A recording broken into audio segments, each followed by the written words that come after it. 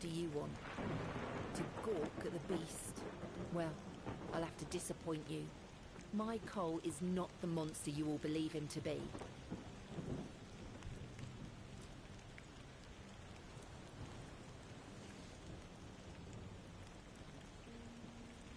So you really don't know?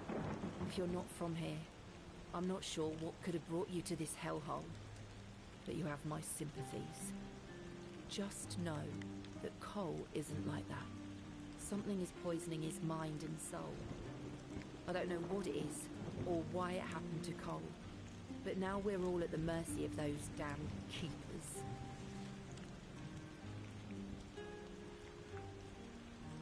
One evening there was a quarrel between our group, the villagers, and one of the keepers. They'd had a bit too much to drink and let some comments slip. They hurled insults at us, saying there's no place for us here, that we should just get the hell out of here because things are hard for everyone. Hard? Sure. I bet that bunch of wimps wouldn't last a week outside.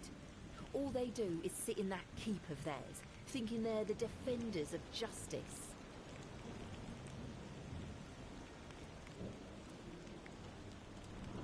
Well, Cole went mad. I've never seen him like that before. He attacked that keeper and bit him. It was serious, but the keeper survived. If it weren't for the other men from the village, things could have ended very differently. Afterwards, they chained Cole up and locked him in a cage. His condition started to worsen. They said a monster like him doesn't deserve a jail cell. Jail cells are for humans. Bastards.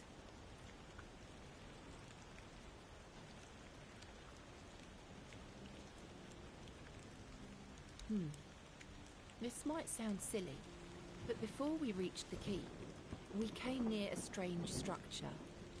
The locals call it the Arch Spire. In the morning, we realized everyone had a strange dream, but it was a little different for each of us. Cole started acting weird after that, and in time, it only got worse.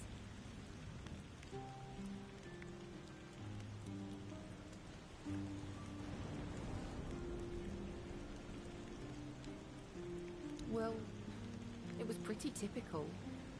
We started a fire and threw some cobwebs into it. Fran brought them back from one of his treks. That boy could always find them somehow. It was our protection from the night and the weirdness. Ellis was on watch that day, but from what he told us, he eventually fell asleep. We were lucky no one slit our throats. No, only that, well, it didn't make much sense, but he was convinced that something bit him. He kept checking. It must have been some bug. Something changed by the weirdness that must have caused his fever, his insanity. I was in a strange place. Dark. Full of fog. Eerie. I was trying to find him. I called out, but no one answered. I was alone in the night, and then I kept falling, and falling, and falling. And then I woke up.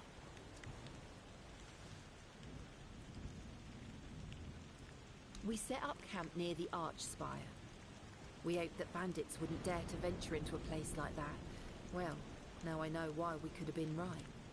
With everything that's been happening lately, I'm ready to believe in every strange thing in this world.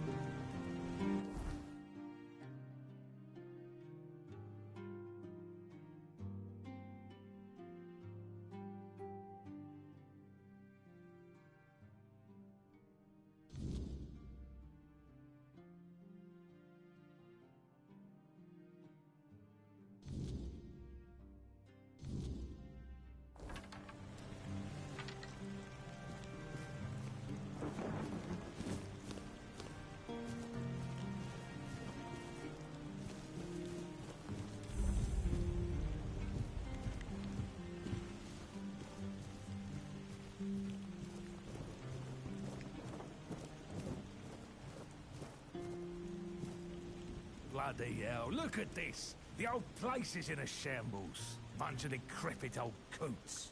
They do nothing but shuffle around, stare at walls and sleep under leaking roofs. Can't even hammer a nail properly. I'm telling you, if I was still working here, this place wouldn't be falling apart. Ah, but I'm not. Oh, shite. I can't even stand to look at it, let alone live here. And who are you? What you want? You another one of Duras freeloaders? What do you take me for? A senile old idiot? I know that my boy keeps sending all of you little pissants to snoop around his old man. Oh, how worried he must be. Ho ho. How did you all get it into your stupid heads that I am ill, huh? That's bullshit. Everyone's going on about how old Gabon's gonna keel over any time soon. And me? Still here, ain't I? Arseholes. I'm old enough to know what I'm talking about. I served my time. I've lived my life. And now you can all kiss my arse. So there. I swear, each one's dumber than the last. Listen, they wanted Heaver, that healer from the keep, to come here. He did. They wanted him to look me over. He did. Then he just threw up his hands, mumbled something to himself, and that was it. Hell, I should have been an healer. Wouldn't mind going around being a pain in everyone's arse for a living. These herbs. No idea what they're for. Heaver said he doesn't know what's wrong with me. So there's no illness. I'm fit as a fiddle. Ah, good thing that at least the one guy who hangs around, Finley's the name, doesn't nag me all the time.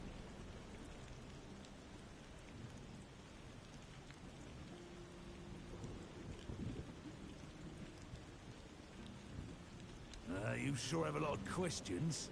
Grab me a... So, what was your question? That's what he says anyway. But yeah, he's my blood. Eager like me, and look at that bulbous nose.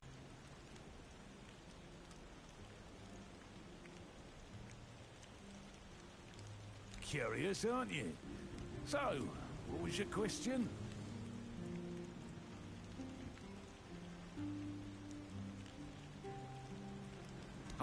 Hold on. Finley is not my caregiver. He's my helper at most.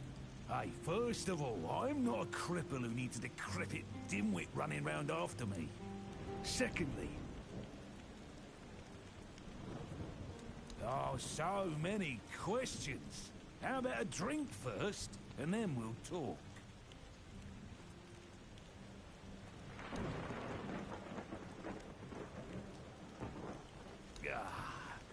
So, what was your question?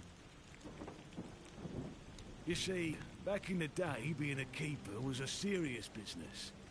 Now, don't even get me started. You used to come here with a mission, not to run away from your bloody mother. Nowadays, lads get brought here by their own kin when they've had enough of them, or they think the Orns can hide them from the law. No, back in my day, there was none of this scum. I came here to serve. My girl cried when I left her, but I've always known this is where I wanted to be. How was I supposed to know she had a bloody bun in the oven?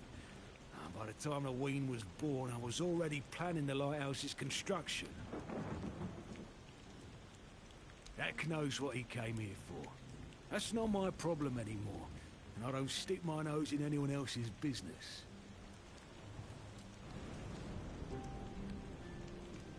Why the sudden interest?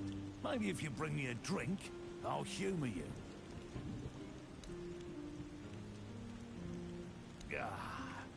So, what was your question? I'm starting to like you, stranger.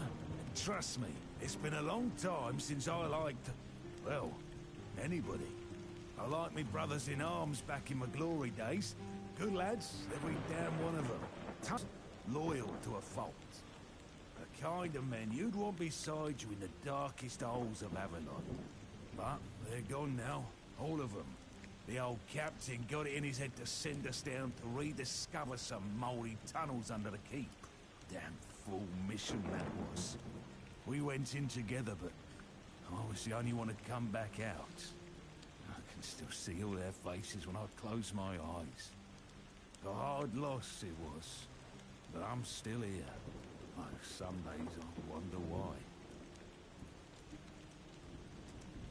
You're digging a little deep, aren't you? Bring me a drink, and I'll consider talking.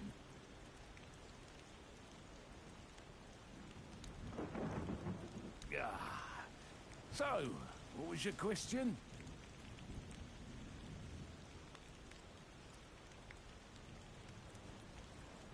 Those tunnels, right. Well, me and the lads went down there to check if we could repurpose them under the Horns. Damn fool mission that was. But here wasn't just some empty caves. There were monsters, straight out of Age of Legends. Sick stuff. Stuff that get under your skin. Looked like... hell. Memory's all twisted up now. Like a bloody nightmare mixed with shadows that don't belong. Want to know more? Speak with Fergus. He's in charge of this shit show now. Now, I propose a toast to those lost souls. This one's on me. Feast, you say? Problem is, sometimes I think they never died. They haunt me in my dreams, you know? Bloody bastards. I swear I wanted to go back and retrieve their bodies. The our late captain, like Grindelows piss on his grave, forbade me from going back. But when I drink, I usually pass out, and then I don't remember my drinks. So, I drink. My brothers deserve better.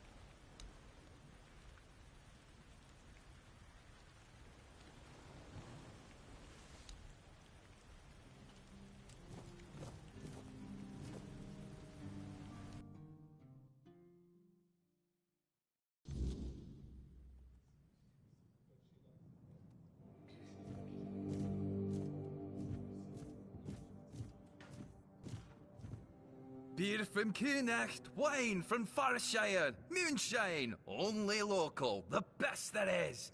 And fish. Lots and lots of fish. What's your poison?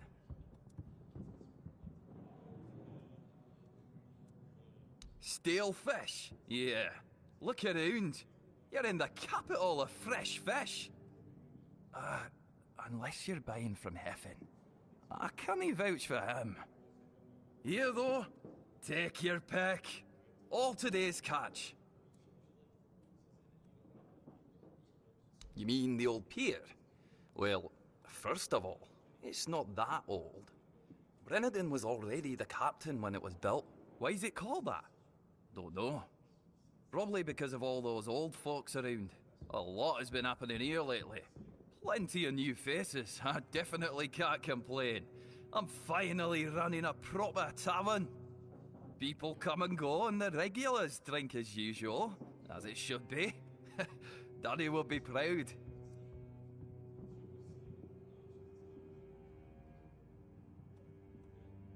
Hey, not here, obviously. You won't see your old man here unless your name's Dara. Mine sent me here because he hoped I'd make something out of my life. He never wanted me to pour a beer and look at the same tired mugs day in, day out, but as it turns out, the apple doesn't fall far from the tree. I got mauled by a werebeast during a hunt, and after that, the captain decided I wasn't any good for active service, so he sent me here. I was bored out of my mind, and since there wasn't one here, I decided to start a tavern. At least I'm not as bored anymore.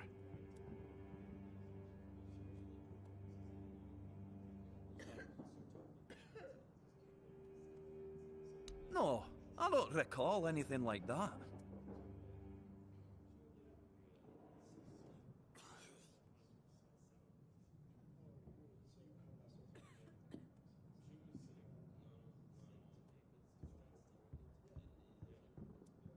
But that means...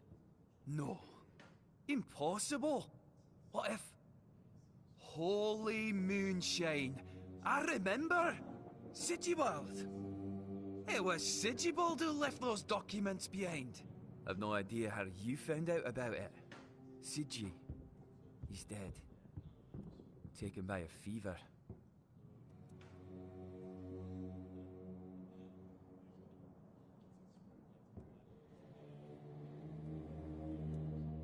Aye, of course I have. I didn't just throw them in some cabinet. I was afraid that... A good man. I wouldn't get rid of my only memento of him. Here, after what you said, I assume you'll make good use of them. Even though I'm still not sure what to think about it. Things are getting weirder and weirder in our beloved Avalon. Well, he died like he lived, with a tankard in his hand. The boys always said Sigi was a friend worth 5 others. And he was. He was a prankster like no other. Once, he slipped a rotten egg into the quartermaster's dinner. Never a dull moment with him, that's for sure. No problem. Listen, if by some miracle you really talked with Sigibald, please, give him my warm regards. I don't understand anything anymore.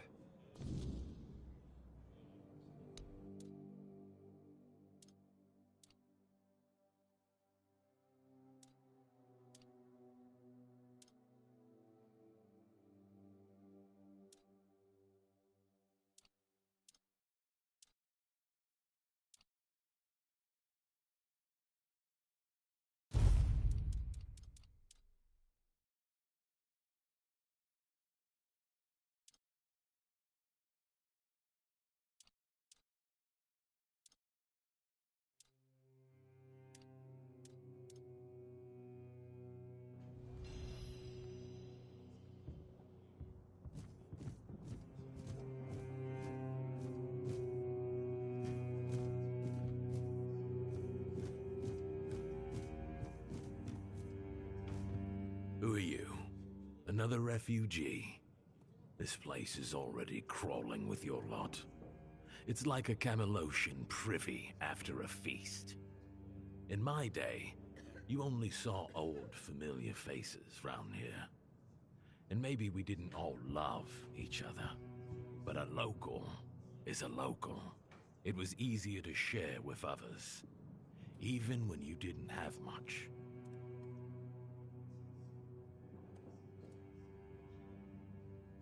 A problem? No. No problem, just rambling to myself. But now that I look at you, sure enough, you don't look like one of them.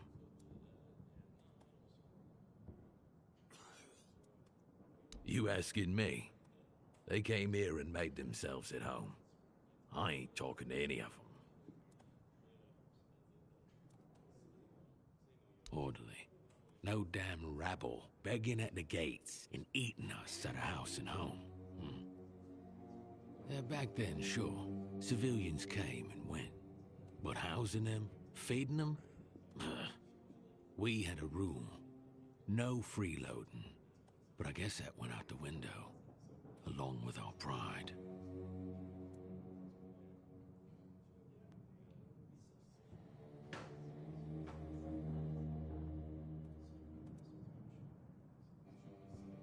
It used to mean something to be a keeper.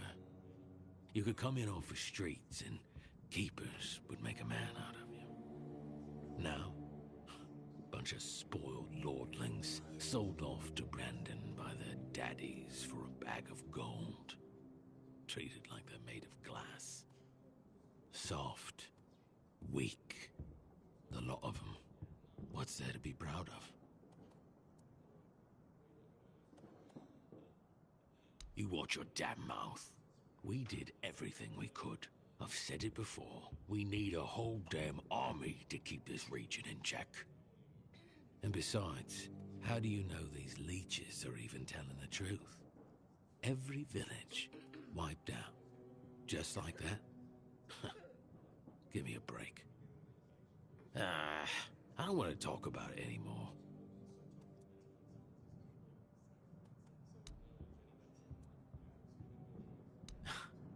Do you see anything interesting around here? There's this tavern, and plenty of fish in the sea. Decent place to retire, but not much else. Well, if you're looking to sightsee, try the sunken village.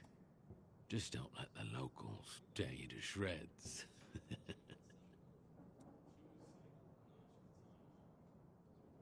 I don't know, but you could put something on the table, and then maybe we can talk.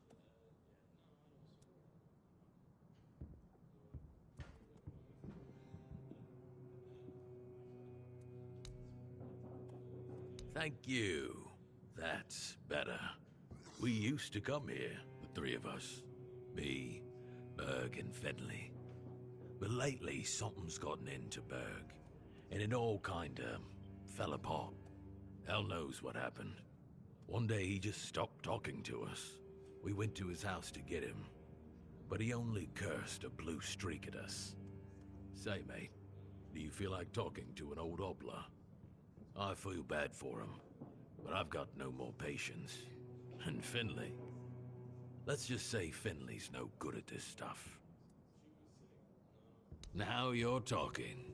Ever since he got so maudlin, Berg usually sits alone by the sea. Let me know what's wrong with him.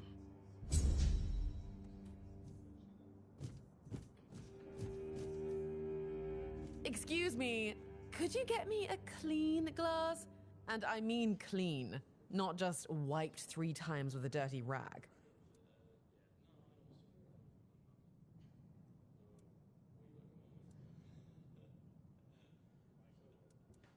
I'm not sure. I don't mean to say that you peasants all look the same, but you have to understand it's quite difficult for people like me to tell anyone apart in this dreariness. Especially since there seems to be so many people like you here. I thought the South was supposed to be more secluded. Well, I'm sorry if you felt offended. I won't bother you anymore. Well, I'm sorry if you...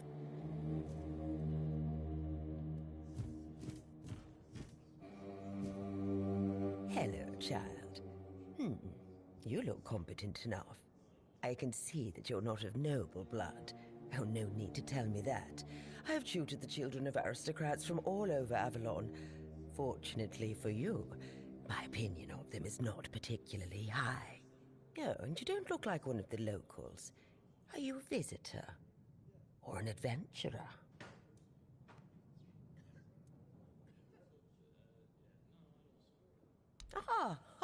You can talk. Now, I'm sure we'll get along. My name is Lady Elaine. I oversee the Farshire Library, the greatest collection of books in this part of Avalon. By the All-Mother, don't tell me you don't know what Farshire is.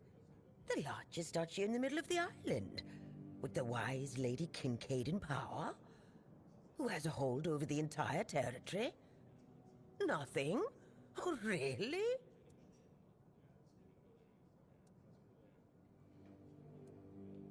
Farshire is one of the first duchies on Avalon. It is a beautiful land with lush fields, forests rich in game, and most importantly, the Wordstone mines in the west, the primary source of our wealth. Well, at least that's how I remember it.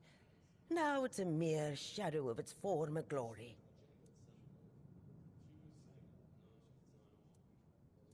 Oh, it's a rare and coveted material, necessary to create the sturdiest steel in the world. As you can imagine, dear, it used to be Farshire's greatest treasure, until the primordial fog took our minds. I know, child. I know. Everyone was surprised. Camelot turned up their noses at this for years. But after Lord Kincaid died, and Aidan, Lady Kincaid's son, disappeared, the nobles of Farshire decided she could stay on the throne. Even if Aidan had been alive, she would still be ruling as a regent until he came of age. But between you and me, he wasn't a very bright boy. So she would have been ruling until her death anyway. Oh, we're lucky to have her. Difficult times require determined leaders. Worse than ever. Oh, the wordness is thickening, and the roads are getting dangerous and unpredictable. That's why I'm here, wandering Avalon looking for solutions. If I don't do this, who will,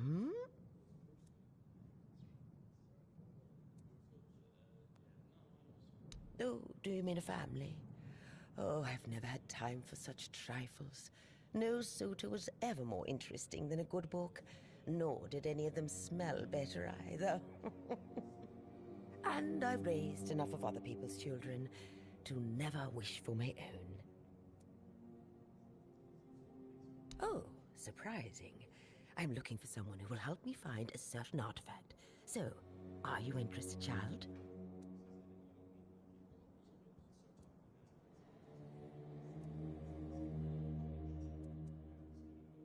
I came to the Horns of the South because I found a fascinating book. It referred to a certain object, a figure most likely, which has the ability to dispel the wordness like a menhir can.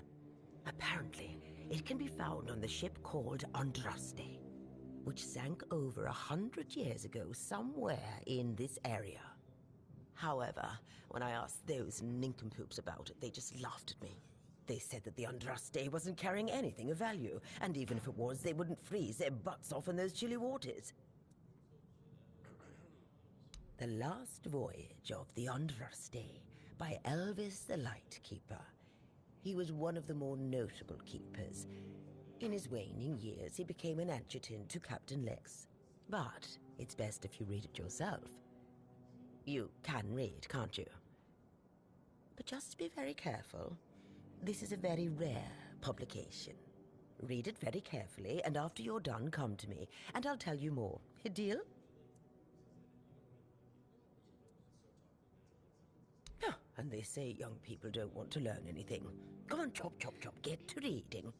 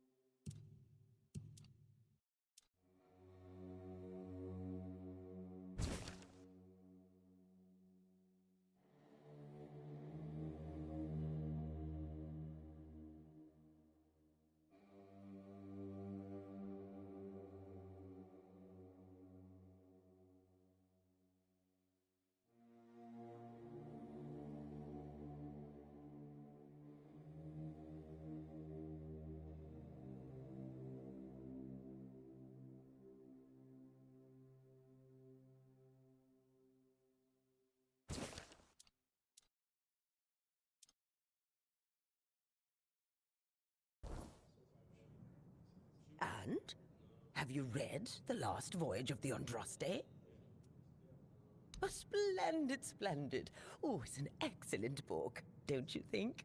Now, let's test your reading comprehension. According to Elvis the Lightkeeper, in the mine near the Horns of the South, they found something that they took with them on the ship. Do you remember what that was, child?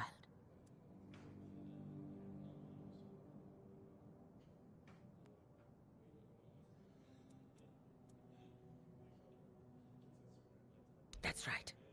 This is the artifact I'm looking for. One that might be vital to repelling the wordness.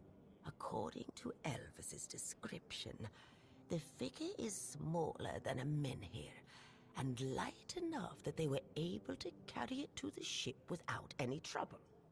Were it small, it would probably have been placed in Captain Lex's quarters instead of in the hold. I've estimated it should be about 1 meter tall. Good. Next question. What was the Andraste's destination?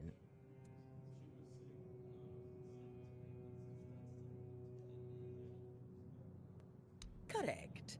Be very careful with what I'm about to tell you. But some believe that the Red Priests are dedicated to studying the wordness instead of the Red Death. Captain Lex must have thought they'd pay him generously for a Four-Dweller artifact. Last question. What sank the Andraste? Yes, you did well, child. I can see that you were paying attention. According to Elvis, the Andraste was sunk by the legendary Terror from the Deep. But if you want to know more, ask your keeper friends. They should be much better informed. Now, all you need to do is find the wreck of the Andraste and retrieve the mysterious figure.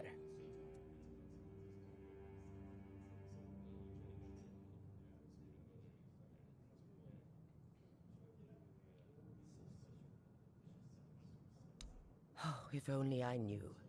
It must have happened somewhere on the way between the Horns of the South and the Island Asylum. Oh, but where exactly? Fortunately, I know something that could help us.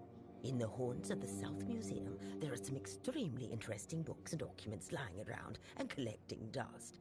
Can you imagine having such treasures at hand and choosing to completely ignore them? Oh, barbarians. Among them, you'll find the Andraste's logbook, which was saved by Alvis. I've read it, of course, but I know nothing about sailing. I'm sure such a competent child as yourself will handle it much better. Go to the Horns of the South Museum, read the logbook, and then tell me whether you managed to locate the wreck of the Andraste.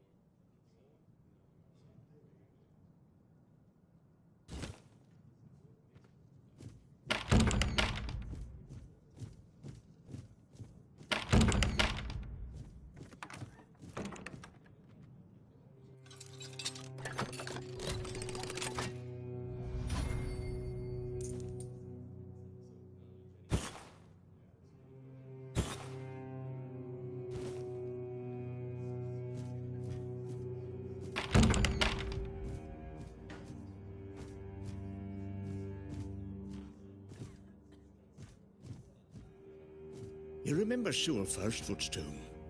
Used to be a popular pilgrimage spot, but ever since the flooding, nobody's been out there. Yeah, it's a damn shame. The whole place is forgotten, like it never even mattered. Pilgrims stopped coming after the water rose. You've heard the rumors, right? Some say the Druids caused the flooding.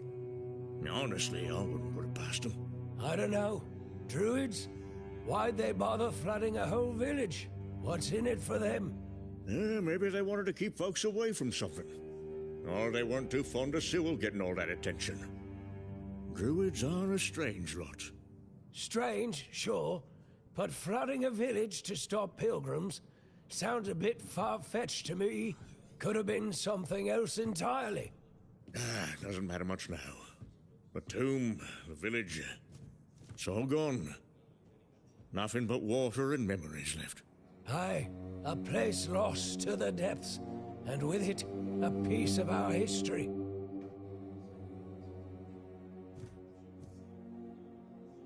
Yes, I'm not in the mood for interruptions. I'll find your own table.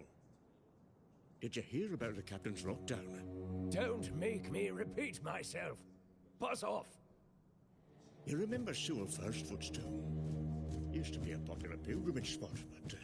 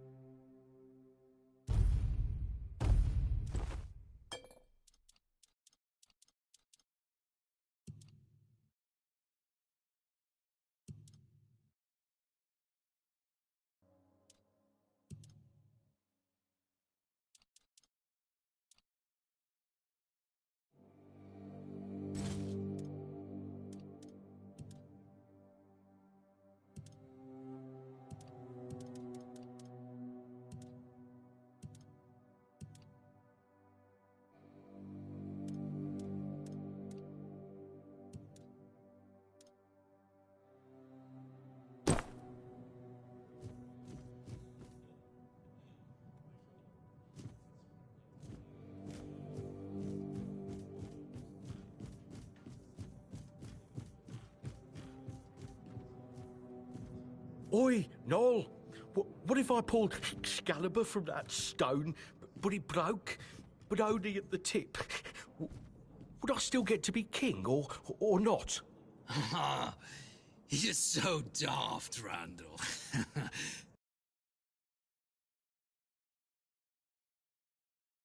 Zone bashing forearm skulls. So, the one in the stone, what's that called? It's not Excalibur, is it? Nah, the one in the stone was called, don't know. Sword in the stone, I guess. Sod it. Whatever. So, if I pulled the sword in the stone from the, stone, and it broke, but only a little, would I still get to be king? What? No. You'd have to pull out all of it. Only the one who pulls out the sword gets to be king, yeah?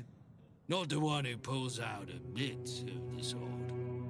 Wait, but if you have a sword and it breaks, do you tell everyone that you have a sword, or that you have a piece of the sword? Besides, you...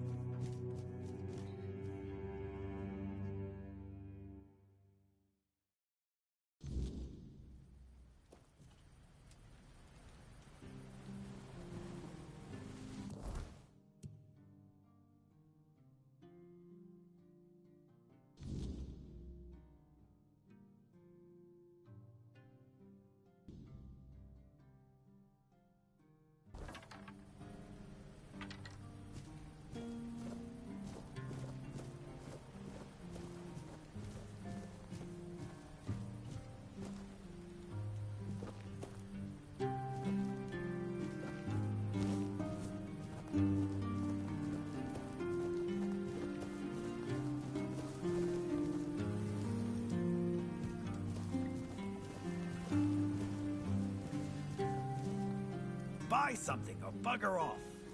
unless you've already bought from Orla. Then just bugger off.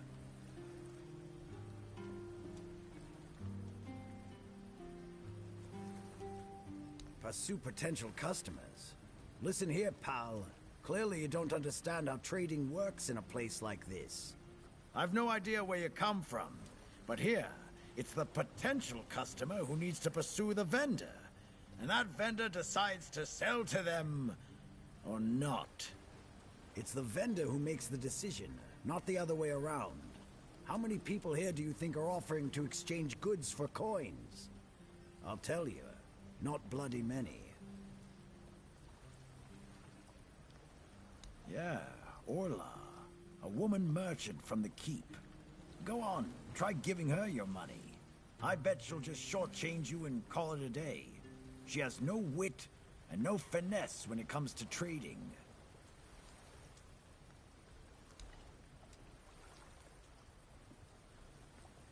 Long enough to know what sells. Not that I'd mind having a wider selection of goods, you know. Some more options on offer. But people here don't need much, so what you see is all I have. Then there's the refugees. For now, I guess they're good business. But long term, doubt it. Sooner or later they'll run out of money. They don't have any way to earn it since no one wants them here. They'll get kicked out, or they'll just leave and not come back. But there'll be others around to keep the businesses running, more or less. I wouldn't mind knowing that myself. She stole a lucrative business contract out from under me and my family, then made herself at home here. Damn those Timberwall merchants. Everyone's always yammering about Timberwall. Timber this, timber that. Bugger them all. Remember, good business, only with Quanacht. Fair prices, no bullshit.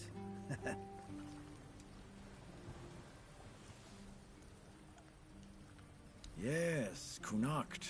From a merchant family, to be specific. Though I've always wanted to join the Royal Geographers. To chart the uncharted. But I broke my leg.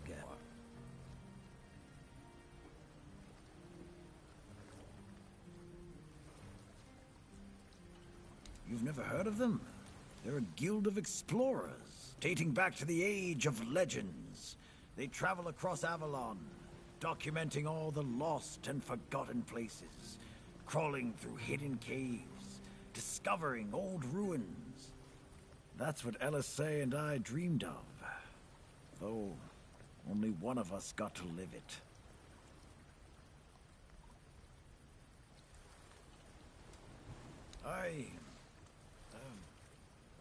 Well, a friend from back home. It was a long time ago. We were both snot-nosed kids who didn't know any better. We'd run around Connacht, drawing maps of every corner we could find.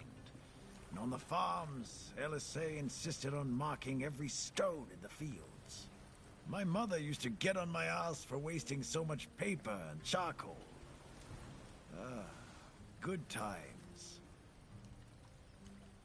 She got in with the geographers, started running errands for them. Well, it was right after my accident.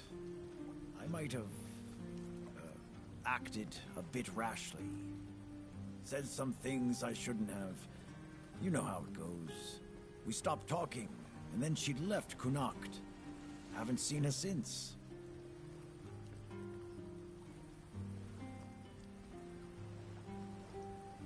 First thing I did when I arrived was ask the locals what this village is called. And they just said, wait for it, the village. There's also a sunken village nearby. So I asked them what that one was called, and they said, the Sunken Village. So I asked what it was called before it was flooded, and they told me, the village. How do you even work with that?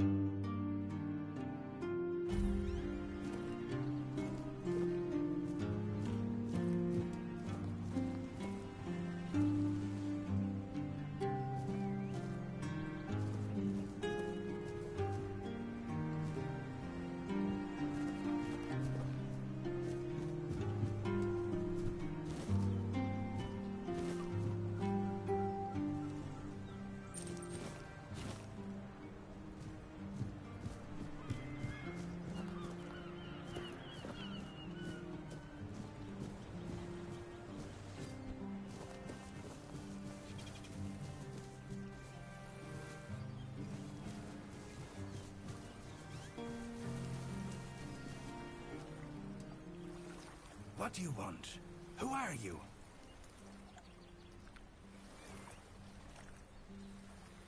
Ha! Guess he's got nobody else to get pissed with. Finley never liked drinking alone with him. Tagden tends to get into one of his moods. And? What? That's all?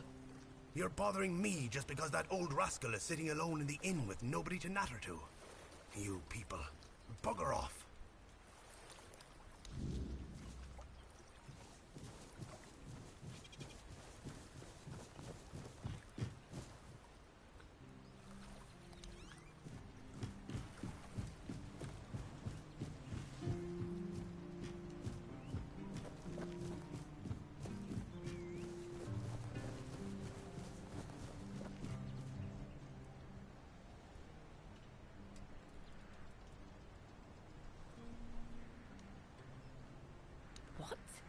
What? How dare you? Do you know the meaning of those flowers in that configuration?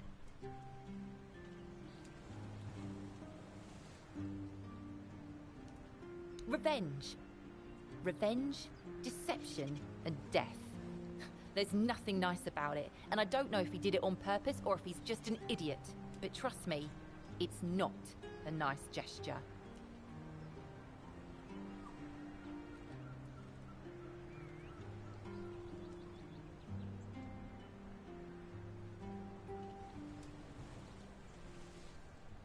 I don't care about his motivation. What you have in your hand is a very bad omen. Take those flowers away, burn them, throw them in a cauldron, whatever. I don't want to look at them. 2 or 3 weeks ago, things were starting to get difficult. The supplies we brought with us were running low. A larger group of people is always helpful. There's always someone to talk to and share the work with. But it also means more mouths to feed and more worries to deal with. It's not easy. Oh, right. I forgot to introduce myself. I'm Beatrice. As for me and Cole, well, we left Ree hoping to find a quiet place to rest for a bit. We planned to travel the King's Road toward Camelot. Well, here we are. We found our bloody Camelot. Cole is locked up and all I can do is shed bitter tears.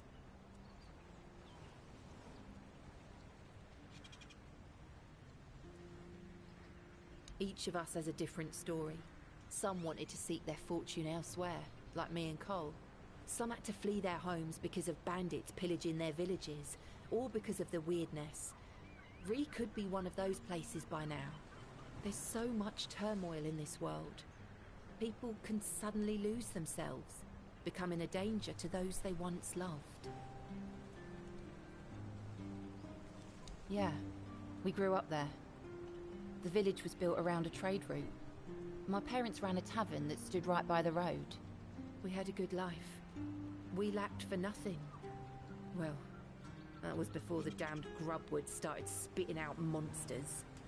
Then more and more caravans disappeared into the forest. People were telling stories that grew more horrifying by the day. In the end, taking that route meant certain death. Yeah. I doubt I'll ever see him again. I don't think there's anything worth going back for.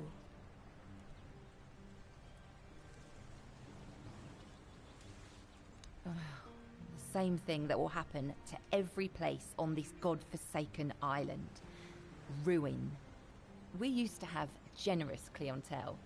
Merchants and emissaries from all over Avalon. They had deep pockets, always left lots of gold.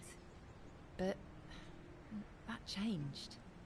Then our only income came from the villagers, who were getting drunker and poorer by the day. That was always our plan. Cole and I never wanted to stay there forever. Beatrice and Cole from the village of Ree, that wasn't us. Be careful out there.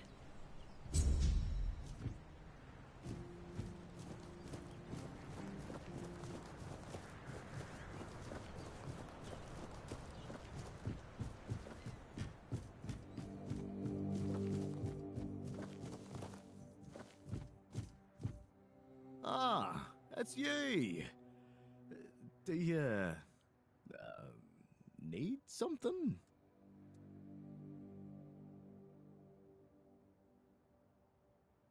Ah, yes, that old house.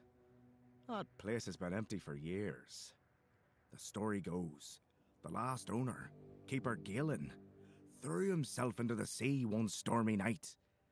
Some folks whisper of curses or restless spirits, but I say it's just talk.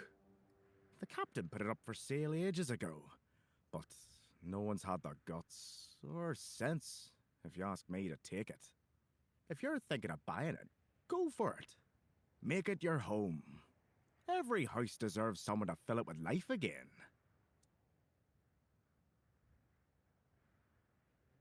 No, not really, fortunately.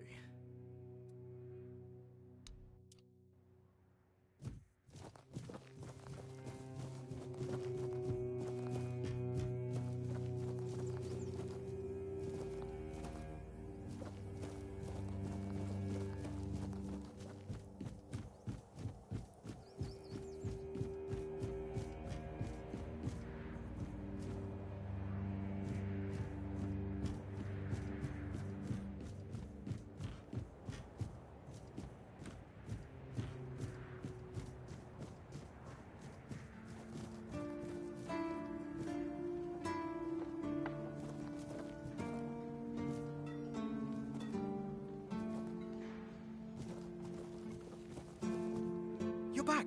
Hi! I told you, Ron is a good guy. And here's a little something for you. You know I pay well.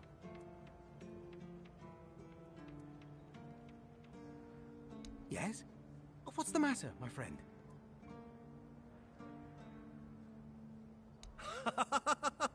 You're really good at this today. Wait. Oh. Oh, you're serious. I understand. For so many years, I've been afraid to open this letter. But it looks like I needed to read it. Well, it is what it is, right? And I've been wondering why no one wants to talk to me. I thought to myself, are they mad at me or what? But why are you talking to me? How can you see me?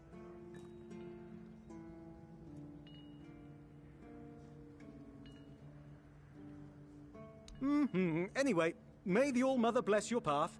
See you next time.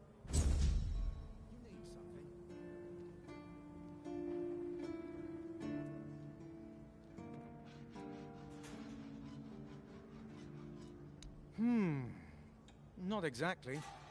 You've already been to Ron's tavern, so you've seen one. But since we're mates now, I suppose I can tell you about something. Listen closely. A few of us had a little gambling ring. Not to brag, but I was quite good at it. The winnings aren't much use to me anymore, so if you're interested, I'll tell you where I stashed them. Here. Just mind the waves. Ooh, Ern, Armand, and Richt. Haven't seen them in a long while, so I've no clue what they're up to now. But I'd wager they've got their own stashes hidden somewhere too. Cunning bastards. Oh, yes. Great place, great people. And before I became a keeper, let me put it this way. I've done a lot more for a lot less. Kind of shelter above your head. And that's something, isn't it? Sure, you can make more gold as a leader, but that comes with much more responsibility, my friend. Go on then. Fortune favors the bold. Or so they say.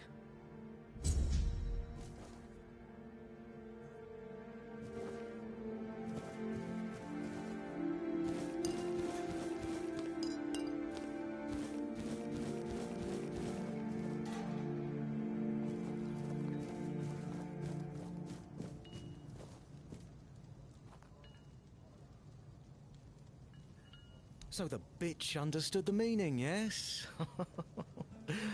I'm glad. They should all be scared shitless. Even more so after Cole got what he deserved.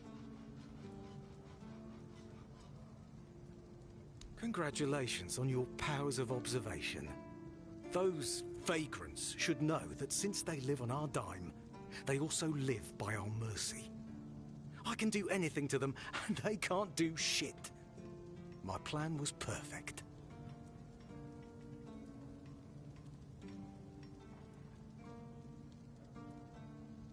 It's necessary. And I don't have to explain myself to you. You're from nowhere. So, you're nobody. Become a keeper, and you'll have the right to punch me in the face. But, as it is, you'd only get thrown in jail for starting a fight with a keeper. The refugees are a tumour on the healthy body of the Horns of the South.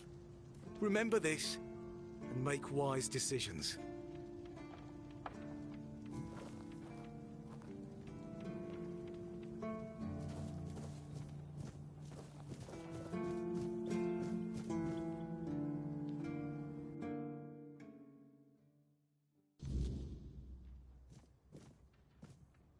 What do you need?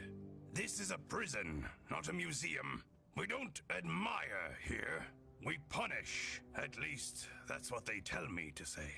I'm supposed to be intimidating. Grrr. So the prisoners are scared of me.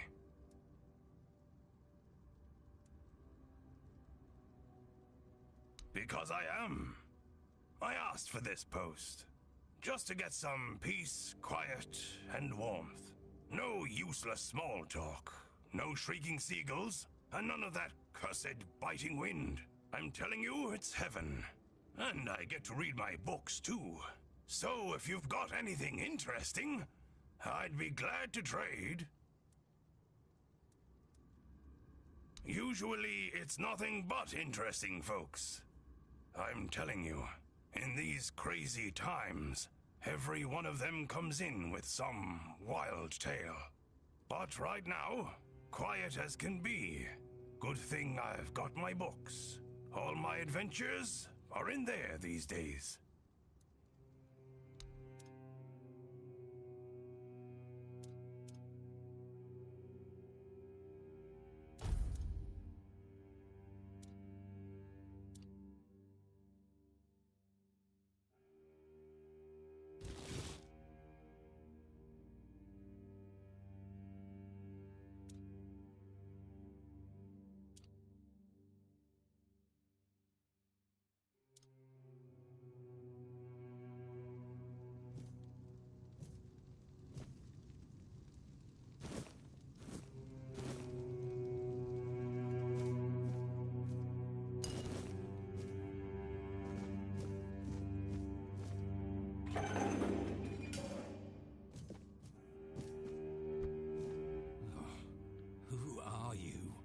What do you want?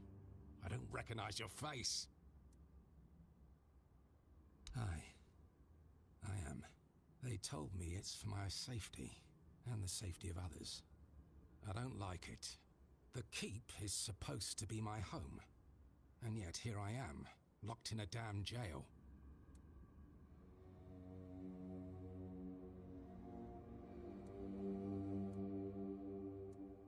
Cursed madman from the refugee group bit me. I think his name is Cole. The boys told me he's locked up in a cage now. Good. That's the proper place for animals like him. By the all-mother, if I'd known he was carrying some foul disease, I wouldn't have gone near them.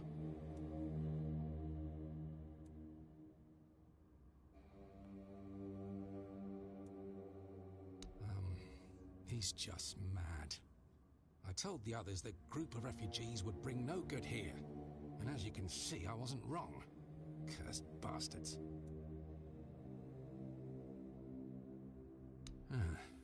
Damned if I know. Whenever I've had a fever or cold before, I could always explain it. But this, I can't find the words. Sometimes it feels like I'm fading away. Like the part of me that makes me who I am is disappearing. I don't know how to describe it. And there's a voice at times. It calls to me. Each night it draws nearer. Like a dreadful howl. Not at all human, that's for sure. At times, I hear our words within it. But more often, it's like a noise from deep within the bowels of the earth. Like something very wicked.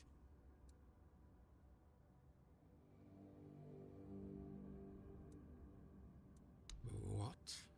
Yes, to be honest. I feel like I'm constantly living in a nightmare. I dream about something hidden deep, like it's between this world and another. The medic and that red priest both came to see me. Both shrugged, offering no cure. Heber says I should wait. But if you've got anything stronger to drink, I wouldn't say no. It might ease the pain, even just for a little.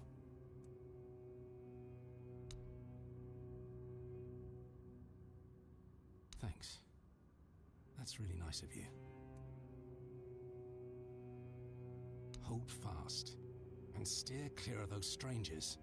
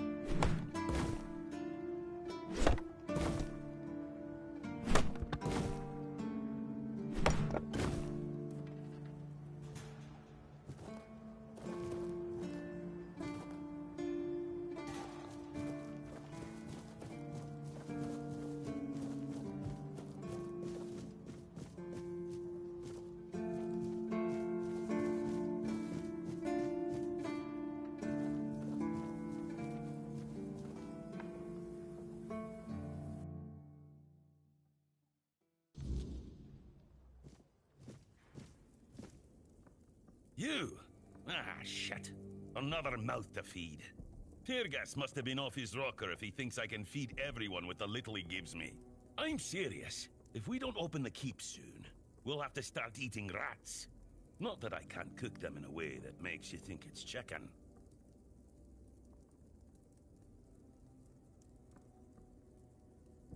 Ah, Owen. Yes, he's my best friend. We don't even need words. Heck no! You should have seen Owen 20 years ago.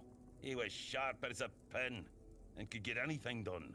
If you wanted something, you went to Owen, and he always found a way to help you.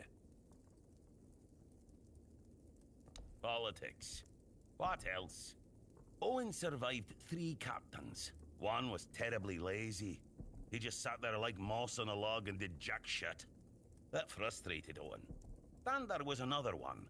He was afraid of everything. So all he did was kiss Camelot's ass. And that blocked Owen's ideas to do something meaningful with this fish shack. And when it was finally Brandon's turn, Owen was already fed up with all this. It's funny, isn't it? First captain who doesn't mind introducing new ideas, and our local revolutionary has given up already. So now he just putters around in his little garden trying to find some peace in the twilight of his life. Oh, this is new. Maybe we'll get along after all. The dimwits here never want to learn, only eat.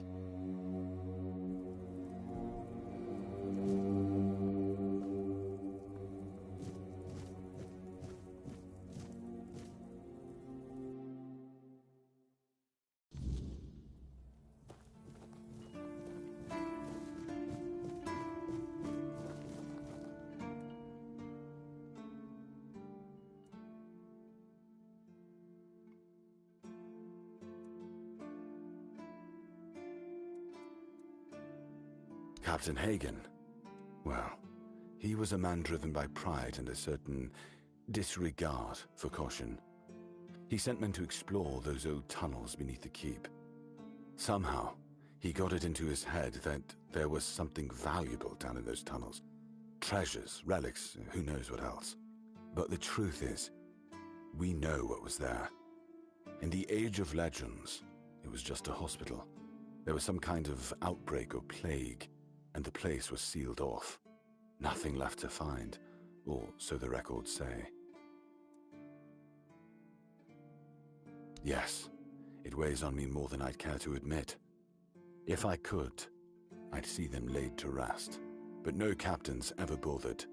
It seems they thought it was a fool's errand. Maybe not worth the risk. If you're mad enough to try, then by all means go ahead. Just don't expect any keeper to follow you. I really don't have men to spare. But maybe it's time to make it right.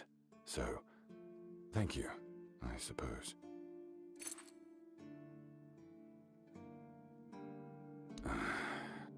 I knew we'd have to deal with this sooner or later. Time isn't exactly on our side. Mahone's condition worsens with each passing night. It's hard for me to admit, but nobody, including myself, really knows what's going on. Maybe a fresh perspective is exactly what we need. If you find any clues, follow them. I'm only interested in the details, and ideally, the solutions. There are a few retired keepers living there. They might tell you about the good old days if you ask them nicely. There are also some refugees from north of the island, since we had nowhere else to put them. I don't really know much about what's going on in that place. I just make sure they have everything they need, more or less. You can always go see for yourself. People fleeing from bandits, from the weirdness, you name it. I wasn't exaggerating when I said we were the last beacon of hope this far south. For these people, we are. Don't know how many more we can take, but that's a problem for another time.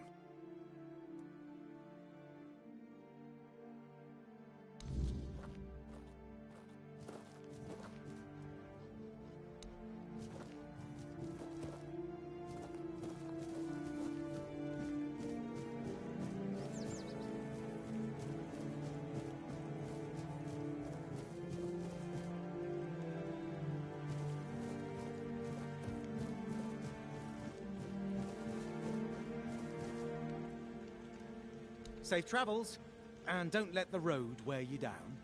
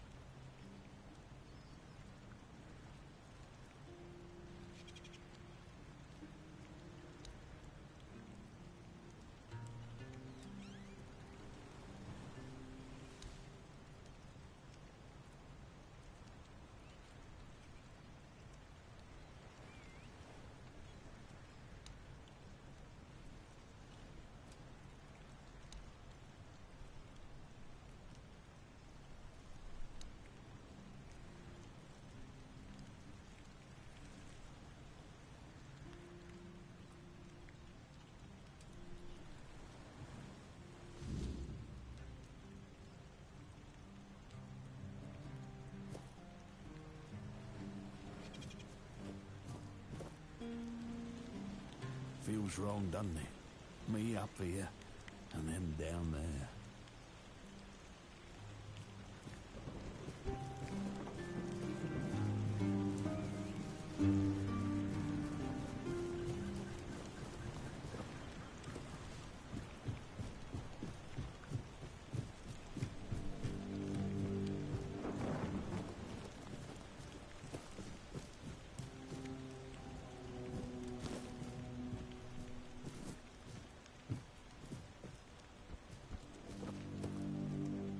Morris were here with me already. Do you need help settling in, dear? This isn't the best day to start a new life in this place, but we don't always get to choose, do we? What a nasty business with that boy. I'm almost glad my Morris isn't here for this. He's such a bleeding heart.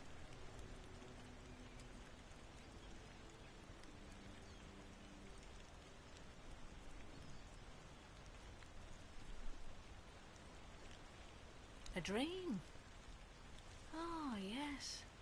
There was one, but I don't quite remember what it was about. I'm sorry, dear. Oh, I'm not sure, love. I don't move around too much. I just heard about that fight with the road keeper, and now poor Cole's locked up in a cage. Him and Patrice make such a lovely young couple. They remind me of Morris and me when we were their age. At first, it wasn't so bad, but now it gets worse every day. We just sit around here, doing nothing. Don't get me wrong, we have food, we have a roof over our heads, and we're grateful for that. But no one trusts us enough to let us do any work. None of us wants to be a freeloader, as they call us. I wouldn't mind a task or two to earn my keep and to take my mind off my troubles. I might not be all hale and hearty, but I've still got two good hands, which is more than you can say about some of the codgers living here. I'm sorry, dear. I hope I didn't offend you.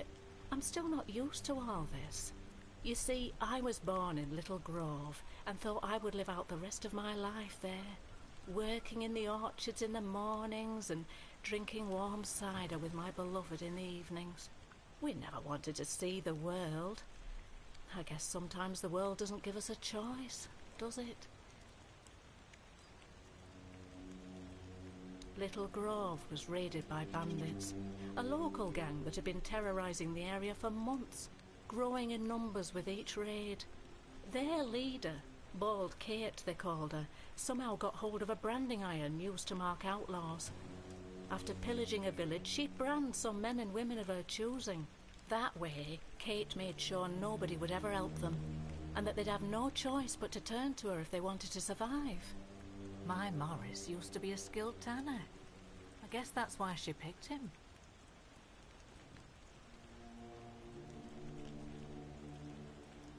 Yes, I asked him to. He wanted to run with me, but he was still feverish after the branding. I was worried he'd die on the road. Now, I don't have many kind words for Kate, but she doesn't like her efforts to go to waste. As long as he stayed, she'd make sure he was healed. I hated leaving him there, and I hate to think of what she's making him do, but I hope he's at least still alive.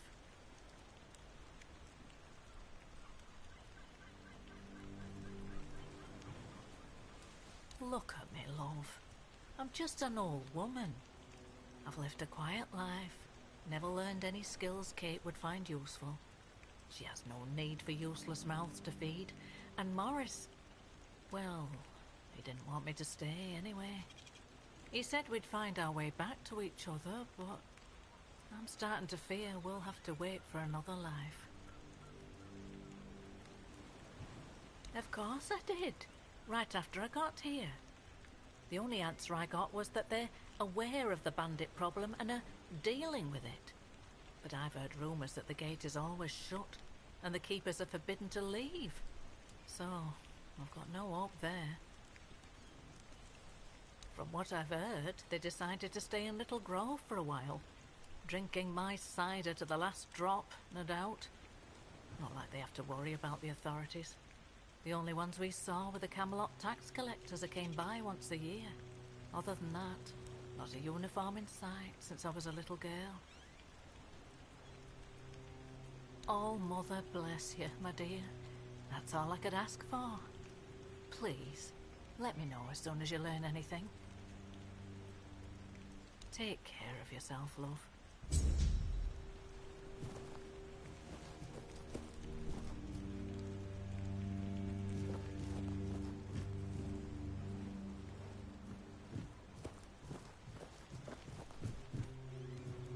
Sun doesn't rise the same.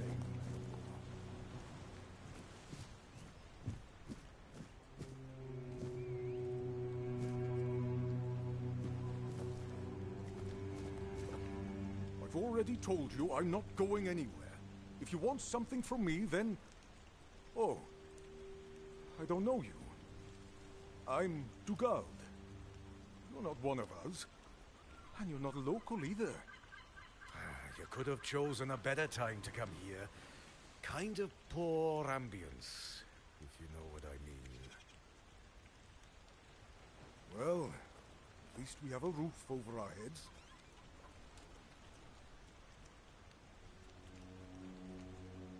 What? Ah, yes. The people are making a fuss over nothing. A dream is just a dream. No need to dwell on it.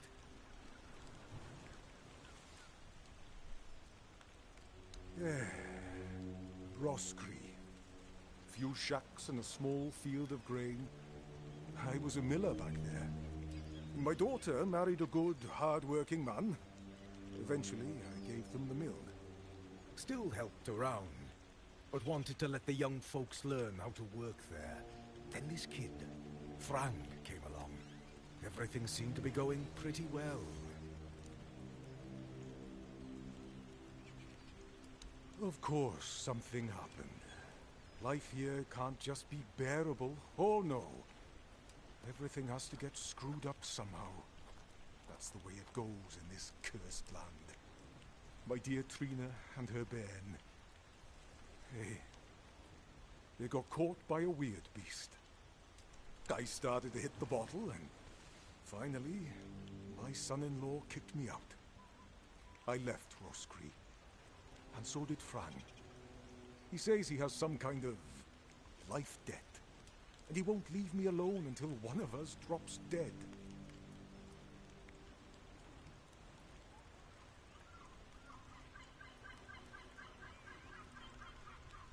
I'm sorry too. My boy Frank and I came here with the others. We left our village because we had to. Well, I had to. But Frank is a good lad, so he came with me. I took him in, you know. Found the poor sod at the mill, sleeping in the hay.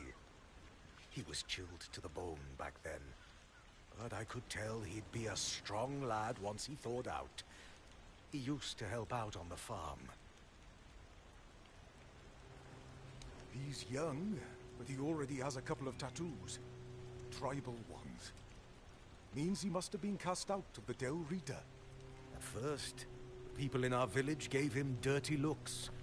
But then they realized he wasn't a bandit.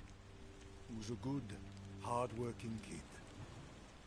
Then they started to treat him as one of their own.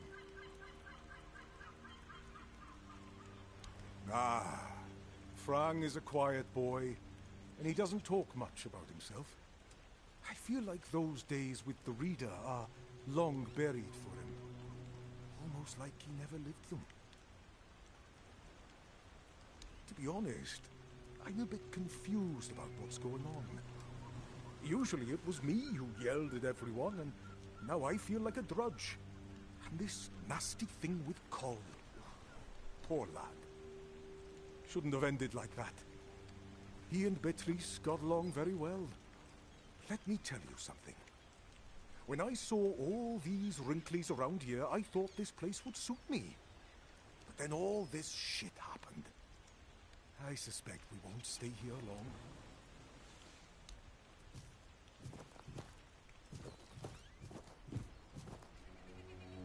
Something happened. Frang listens.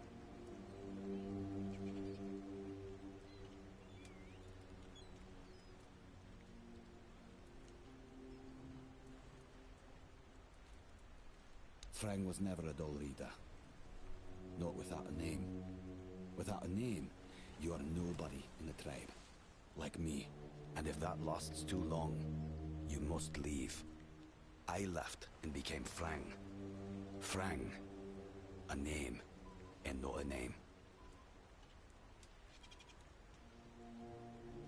Nothing happened to Frang. A stray, taken in by a miller. That's all. Frang cannot be a dull riada. His mother was. But the tribe decided that he was not worthy of a name. That is why he is not of the tribes. Conquer. Wolf. Strong. Important name. Not seen in the south for a long time. Must be dead.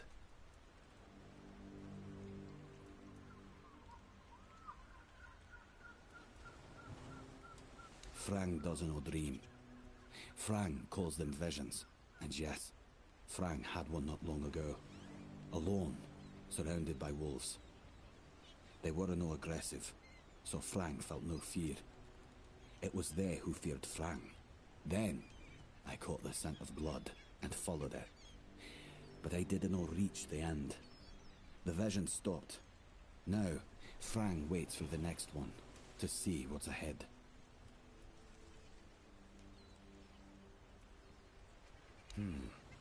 A place without a leader. As I see it, it will finally fall apart. One way or another.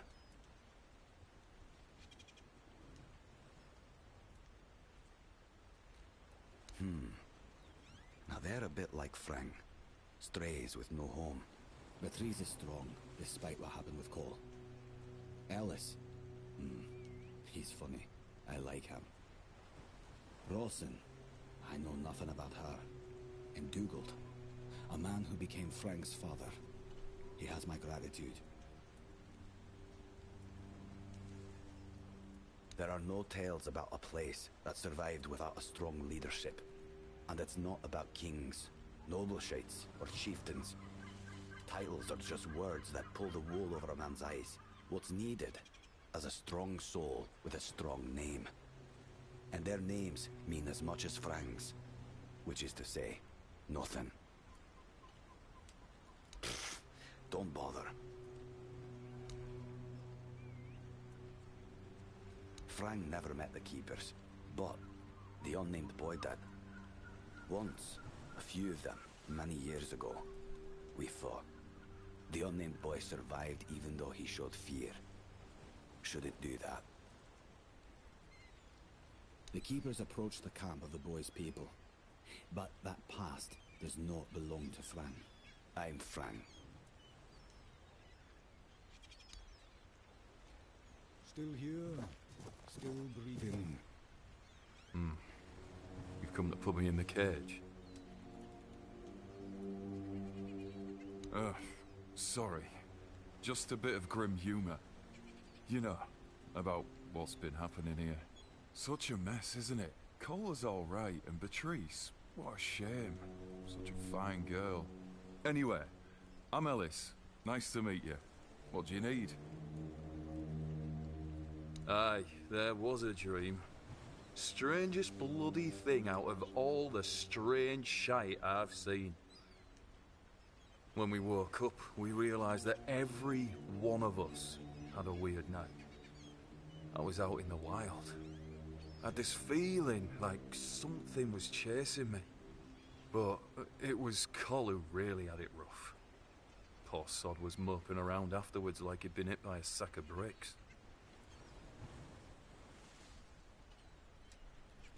No, he didn't talk to me or anyone else in the group. Guess he didn't want us to worry. Especially his lass.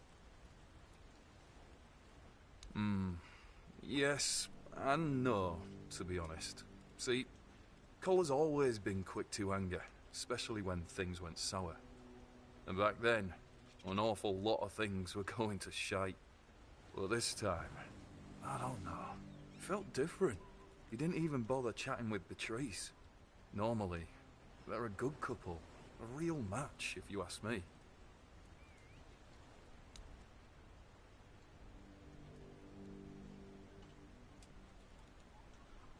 Right. I admitted to them that I'd fallen asleep. My eyelids felt like they weighed a ton, and before I knew it, I was out. Maybe it's stupid, but I had this strange feeling, like something was inviting me into that dream of me. Don't ask me why. Feels mad just talking about it now, but, well, we were all dead tired, so it's probably just that.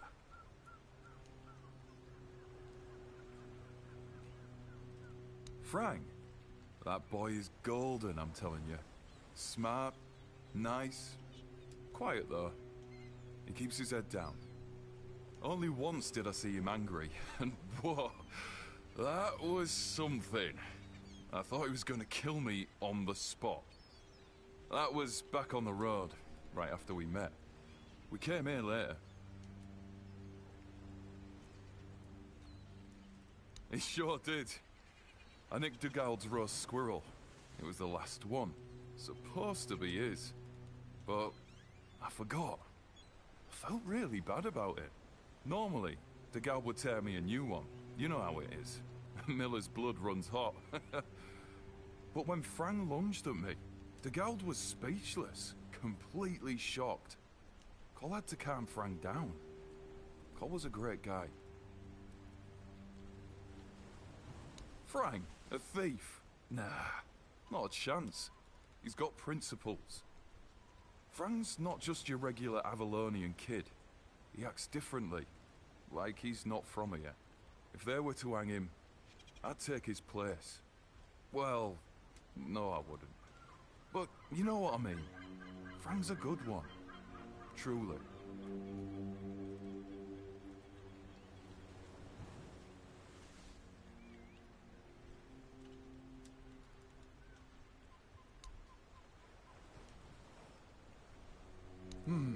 Well, I'm Ellis. Goldsmithing is my life and passion. And between you and me, I feel like I'm losing my mind without it.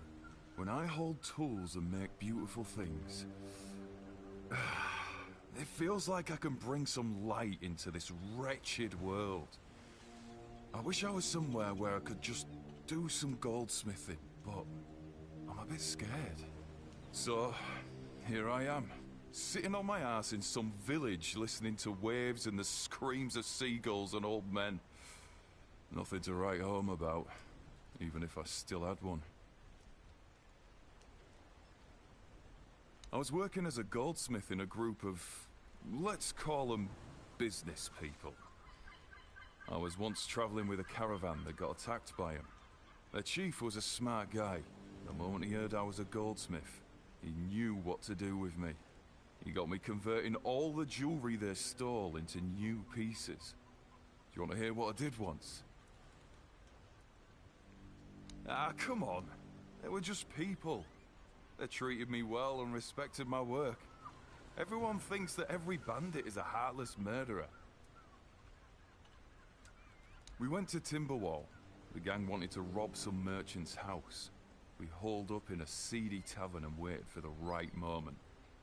Then, one night they broke in, came back with a whole load of trinkets. Beautiful stuff. The moment I saw it all, I instantly knew what I wanted to craft. They gave me a couple of days. I tinkered for a bit, and then, ta-da! Brand new merchandise. After I was finished, I dressed myself all nice, went to that merchant's house and went, "Good morning, kind sir. I'm a goldsmith. My work is renowned in all of Camelot. Would you be interested in what I have to offer?" You know what he said? "Of course I would." That nonce bought the entire lot, even though I inflated the prices like a street peddler. And when I came back, the others couldn't believe their eyes. I thought I was gonna keel over. I miss that. They said it would get easier.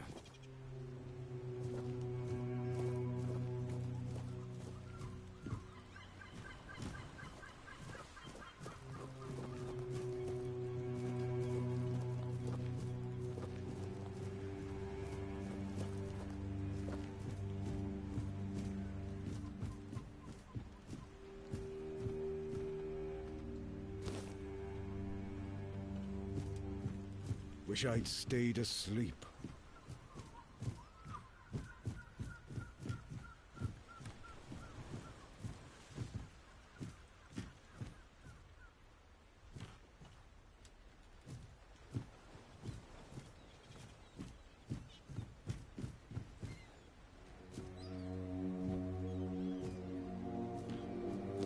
Said it would get easier.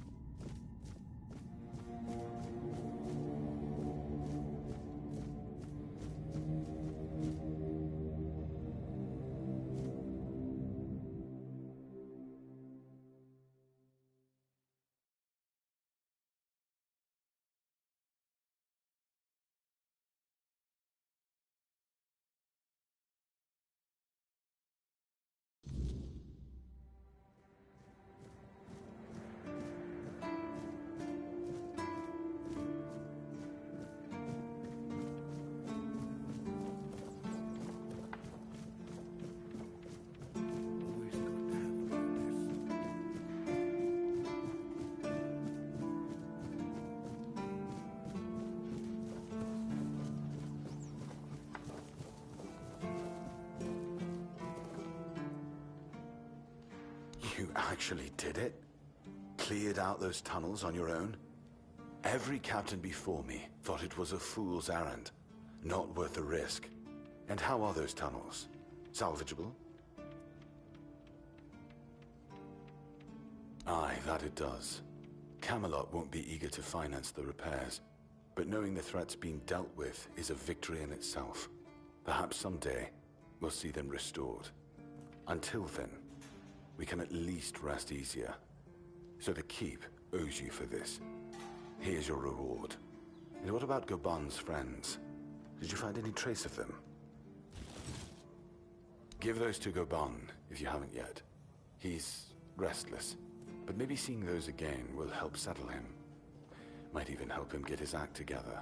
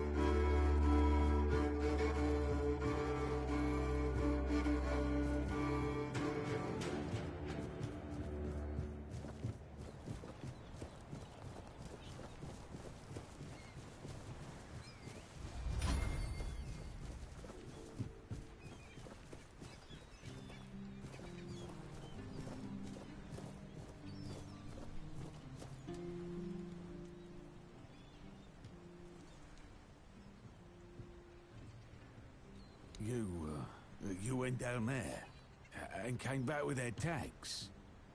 Damn, didn't think anyone would ever bring those back up. Lads must be resting a bit easier now, or so I'd like to think. They deserve better than to be left in that pit. You did right by them, stranger. Hell, you did right by me too. So, let's drink to that.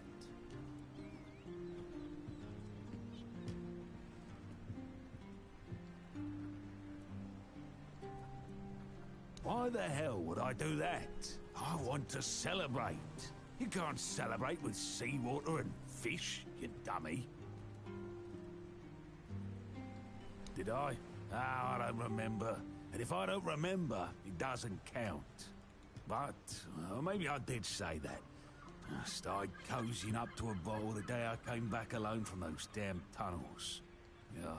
I guess it's time I made good on my word. For them. For me. This old fool is done with the booze. I think I owe you. More than I got words for. The guts to go down there, and you brought back what I couldn't. That's something I won't forget, stranger.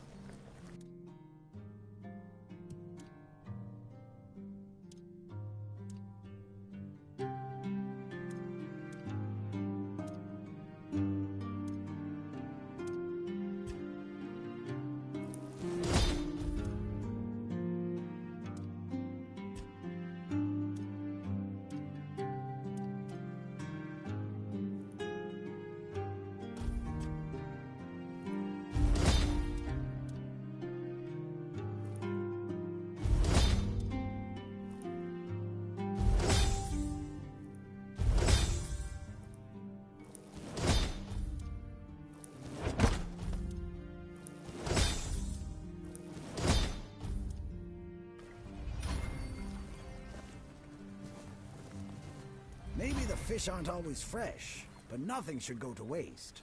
So, some fish?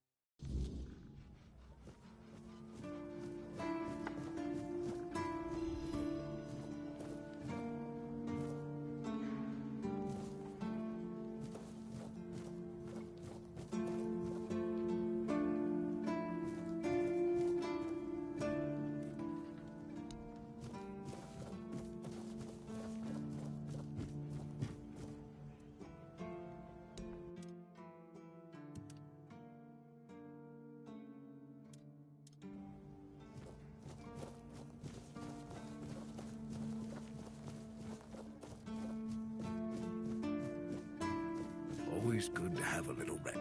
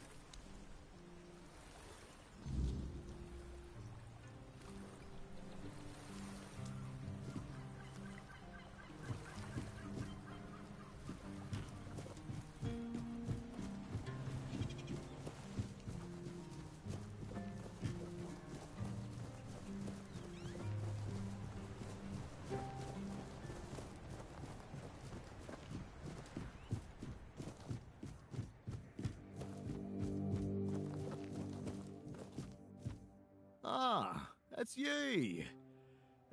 Do you need something?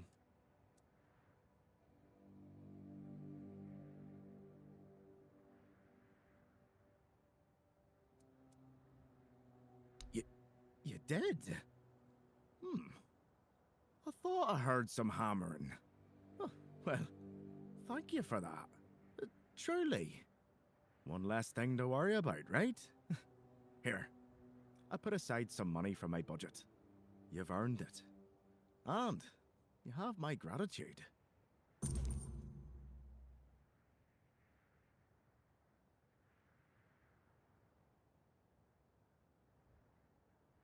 I'd ask you to fix the refugee barracks, but, well, there's no budget for making people's lives slightly less miserable. We'd have to do with something less spectacular. There are two places around here that could use some fixing up. First, there's the old gate. It used to be a proud marker for our territory, but now it's more of a sorry welcome sign. Then, there's the monument to the sea creature. It's been weathered down by the salty breeze, and honestly, it's starting to look less monumental and more pathetic. If you could restore them, it would do wonders for morale, and maybe even impress Fergus. What do you say? Ah, that's the spirit! I knew I could count on you. Once those are back in shape, this place might start looking like it's cared for again.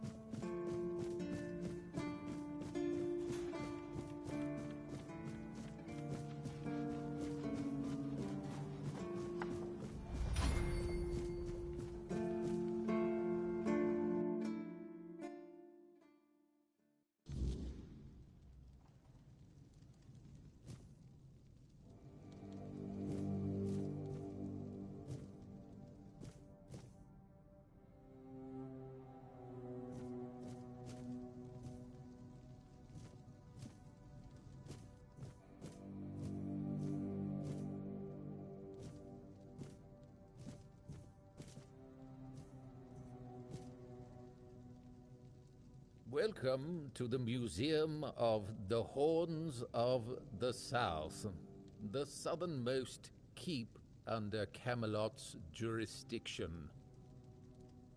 My name is Ridderick, and I will be happy to introduce you to the rich history of this fascinating place. A history that began 623 years ago with the first keeper, Sewell Firstfoot. I'd also like to bring your attention to our numerous exhibits that are, as I like to say, inanimate witnesses of the history of the Horns of the South.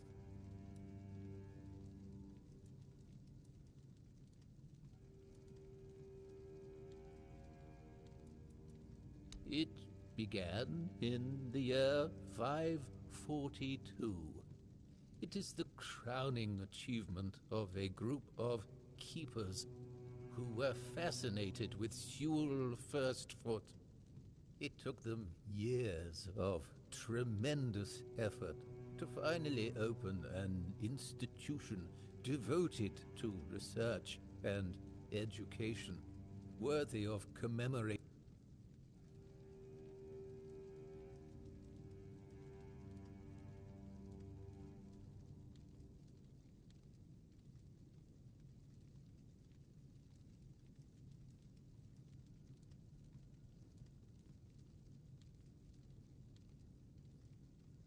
I don't doubt it.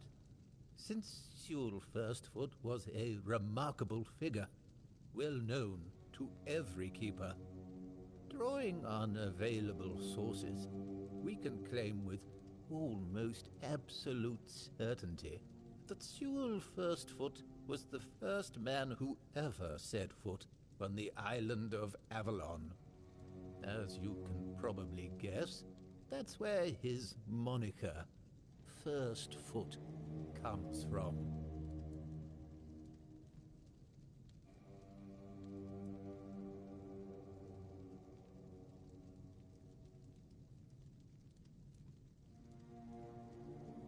Oh, of course.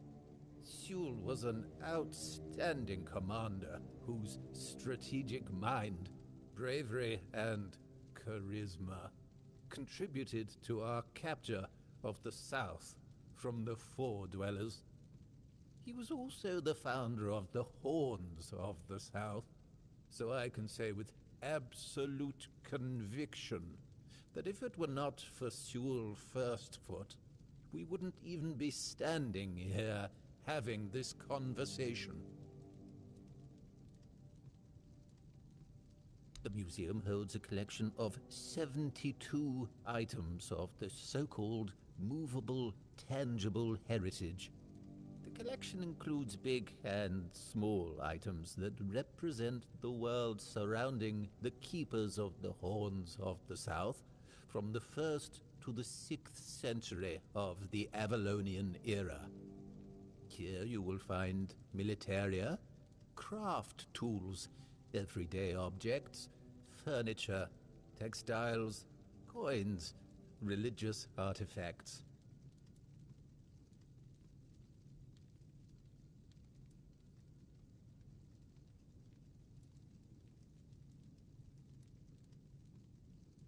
I'd say all exhibits are worthy of your attention, but I could point you to the ones I personally think to be the most notable, or subjectively, of course, the most interesting. Those would be the items that used to belong to Sewell Firstfoot. We have his signal horn and also his boots. Those boots were the first to touch Avalonian soil. What is also worth mentioning is the tableware used by King Arthur himself during his visit to the Horns of the South in the 15th year of the Avalonian era.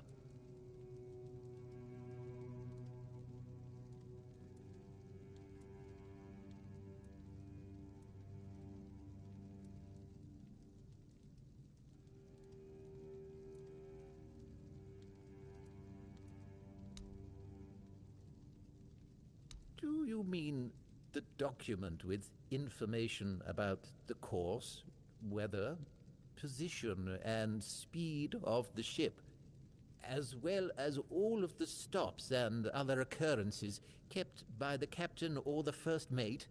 More specifically, the document from the bridge of the Andraste, which sank tragically in nearby waters in the year 513. Indeed, we have it. Please wait here. Here it is, though I doubt those records will tell you anything, since the weirdness surrounding Avalon made sailing impossible. The knowledge of the precepts of navigation has been forgotten.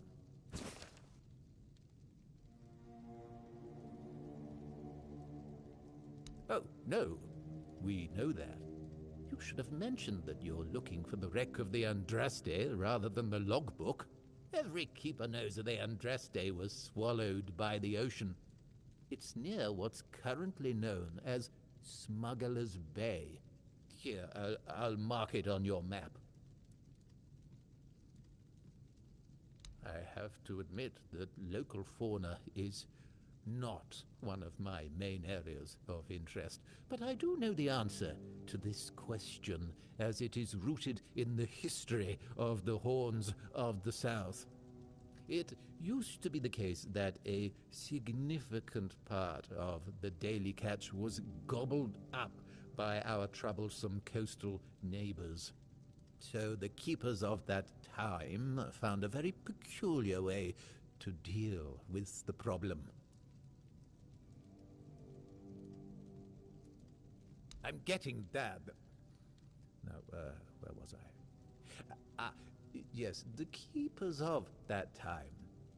Some of them, called the Seagullers, scared off the coastal birds using specially constructed masks. They made them from feathers and pieces of tanned pigskin sewn together. The reason the gulls avoided these masks is unclear, but perhaps their peculiar shape reminded them of a natural predator?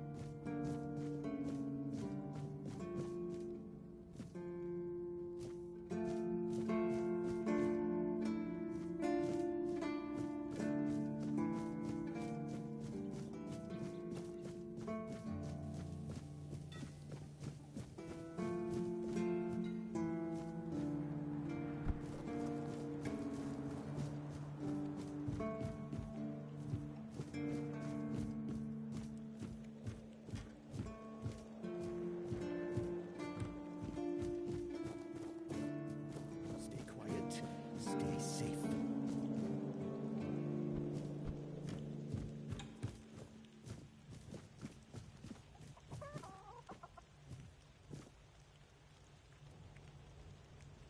And?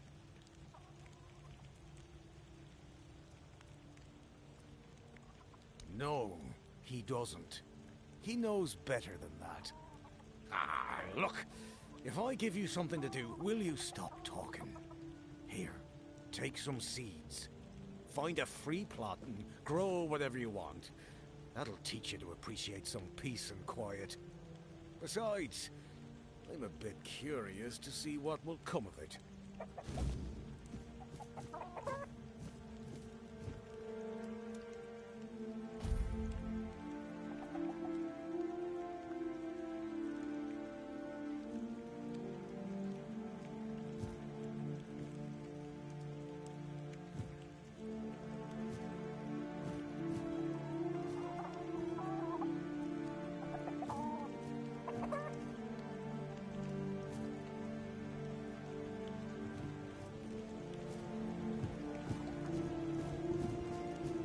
Just keep your head down.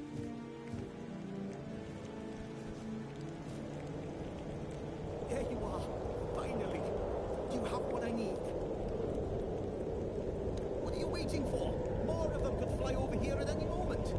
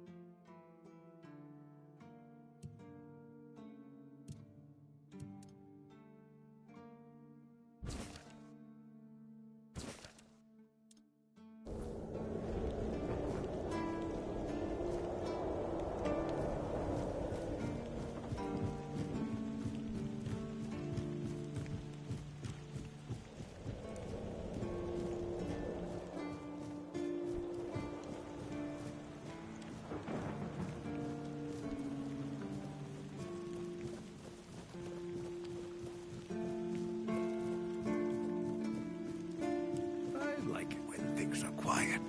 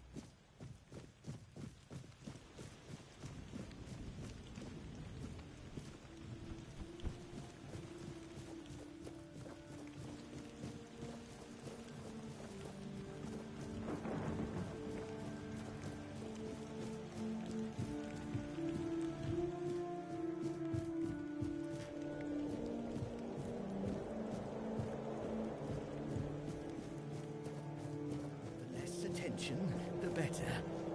There you are. Finally. You have what I need. A mask? Eh? Are you sure? Ah, whatever. Sod it.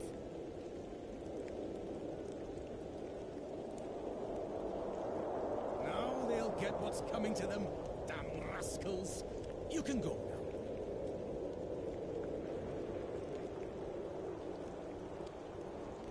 Right. Here, take this. But don't think, even for a moment, that the strip ourselves of those blasted birds once and for all. Are you ready for the next step in our fight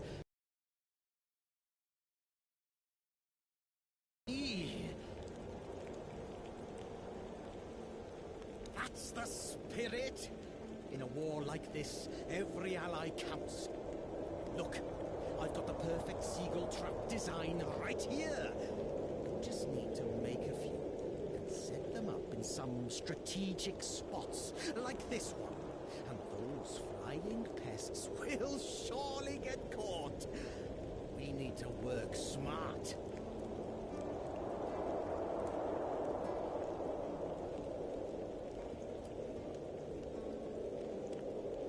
And I appreciate that.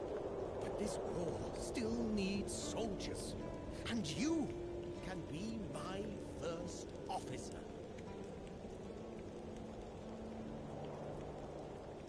Go on then, and fight against the flying vermin.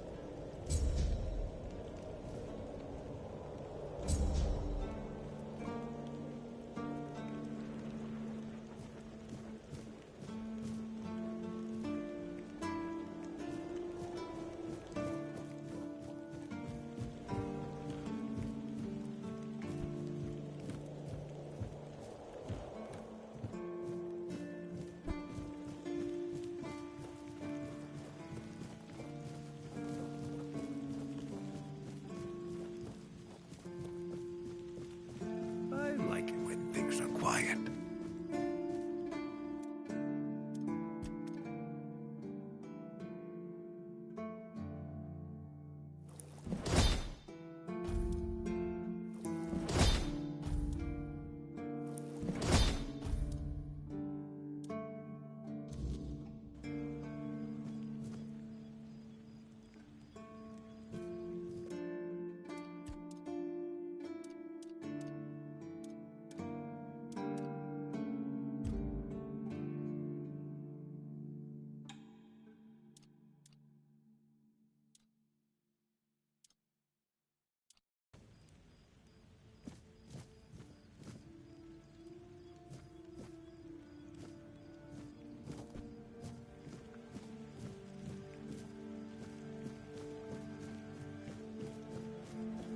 I like it when things are quiet.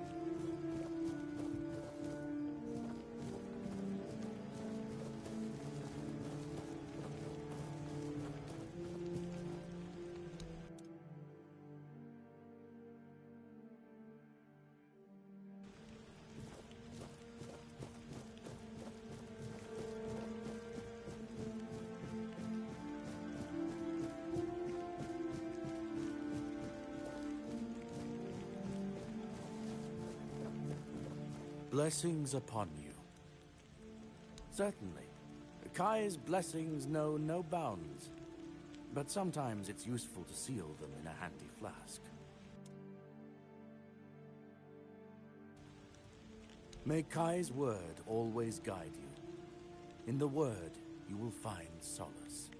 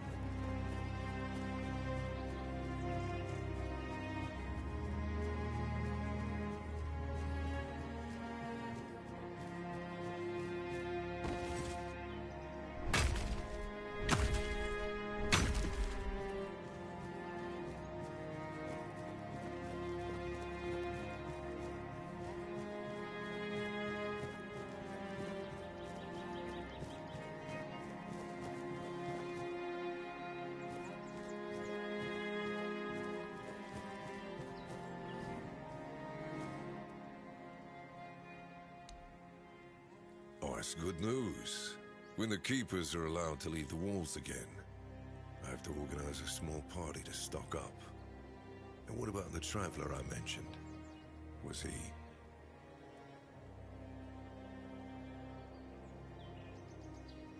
Yeah, just as I thought. Well, may he finally rest in peace. Thank you. Huh. I hadn't thought about a reward for you. But I do have some information that's worth more than anything else I could give.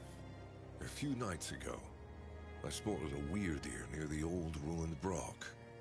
I had it in my sights, arrow notched and ready, when a wolf attacked me. By the time I dealt with that, the weird deer had vanished.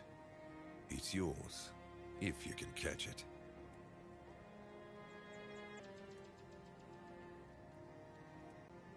And good hunting.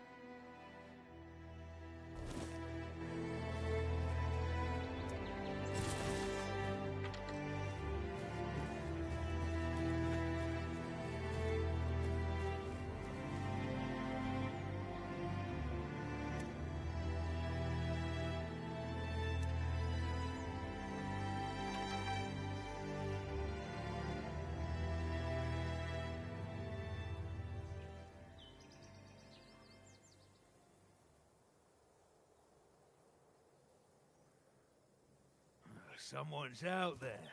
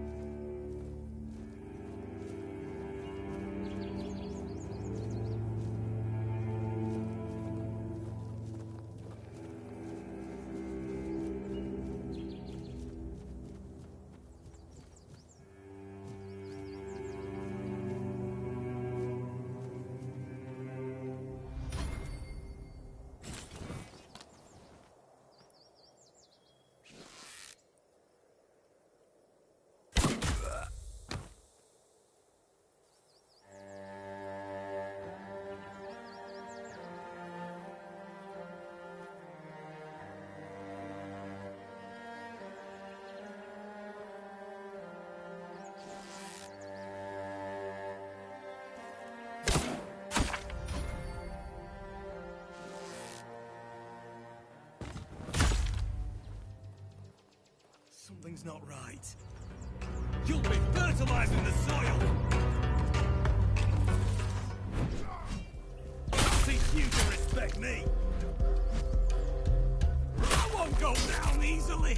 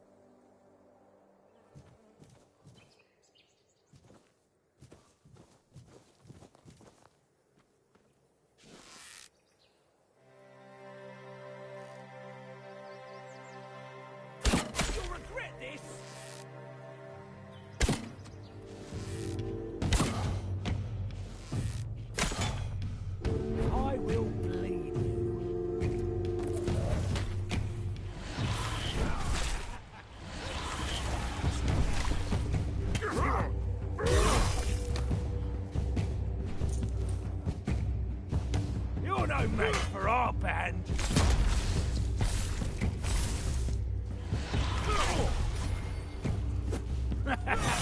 This is my lucky day.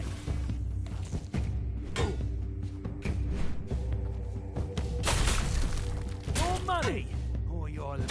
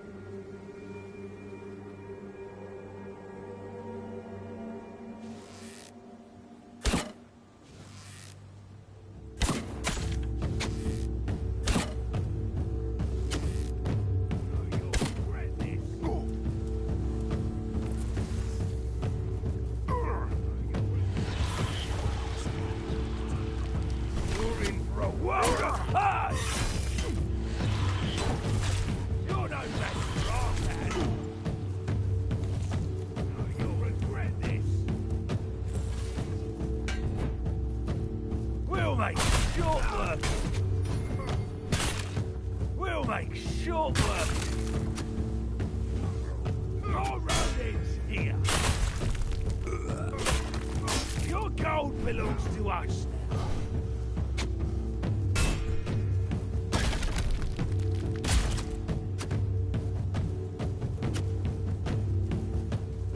You're no match for our band.